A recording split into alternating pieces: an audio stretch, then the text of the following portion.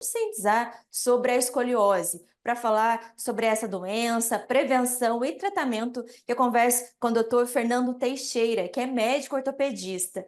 Doutor, primeiramente, queria que o senhor caracterizasse a escoliose, o que define realmente essa doença e quais são as características dela. Boa tarde. Boa tarde, tudo bem? Obrigado aí pela entrevista. Bom, a escoliose, ela é uma deformidade da coluna tridimensional. Então, são alterações osteomusculares, né, que levam a rotações na coluna que, a olho nu a gente percebe, né, uma diferença de altura dos ombros, né, um afundamento às vezes na região do quadril, um quadril mais alto que o outro, né? Mas a etiologia, né, a causa da escoliose, ela tem múltiplas causas. Uma das principais é a escoliose idiopática, né? A gente dá o nome idiopática porque não tem um gene definido, não tem uma causa definida. E ela é mais comum, né, durante o crescimento, no período de adolescência, e esse desbalanço do crescimento entre o osso, né, e o músculo leva a essa deformidade. Mas, né, existem também outros tipos de escoliose, como a escoliose neuromuscular, né, quando um paciente tem uma paralisia cerebral, ou quando ele tem uma doença neurológica, uma neurofibromatose.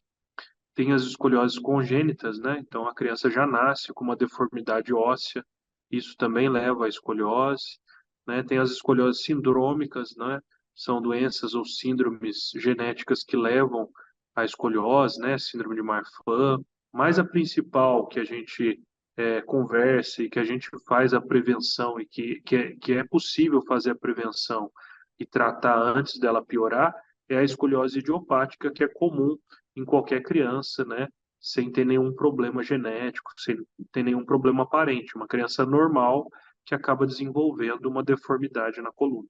E justamente sobre essas formas de prevenção, então, doutor, quais são os hábitos, principalmente, então, aí em relação à infância, que podem ser feitos para realmente evitar que isso se desenvolva na infância ou até chegue na vida adulta? A principal forma de prevenção, né, é o diagnóstico precoce. Então, quanto antes a gente verificar que existe uma deformidade na coluna da criança, a gente tem que buscar ajuda, porque eventualmente essa deformidade começa com 2, 3 anos, né? Às vezes durante o crescimento da primeira fase de crescimento, com 6 anos, né? Então assim que a gente identifica, né? Ah, o meu filho tem um ombro mais alto que o outro, o quadril está torto, ou quando ele fica sentado está muito estranho, está torto, uma perna mais curta que a outra. Então o primeiro é o diagnóstico precoce. Existem estudos, né, que mostram outras associações com a escoliose, por exemplo, em relação ao nível de vitamina D. Quanto mais exposição solar a gente tem, os níveis de vitamina D ficam mais altos, né? Além de alguns outros alimentos que também ricos em vitamina D que pode ajudar, né? Então, a vitamina D, né? Existem alguns artigos falando sobre exercícios físicos também, né, que são importantes aí para prevenir a escoliose, né, para ter um alongamento, a parte muscular equilibrada, né? E, doutor, então, para a gente citar também, então, algumas formas de tratamento, seria em relação, então, medicação, fisioterapia, quais são os caminhos ali para solucionar essa questão? Nas escolioses até 25 graus, né, a gente indica exercícios, né, específicos para escoliose, né? E quando a gente passa numa fase acima de 25 graus, a gente precisa colocar o colete, principalmente durante a fase de crescimento, porque a criança vai continuar crescendo e provavelmente a escoliose vai progredir. E quando a gente passa de 45 graus, né, a gente já tem as indicações cirúrgicas, né?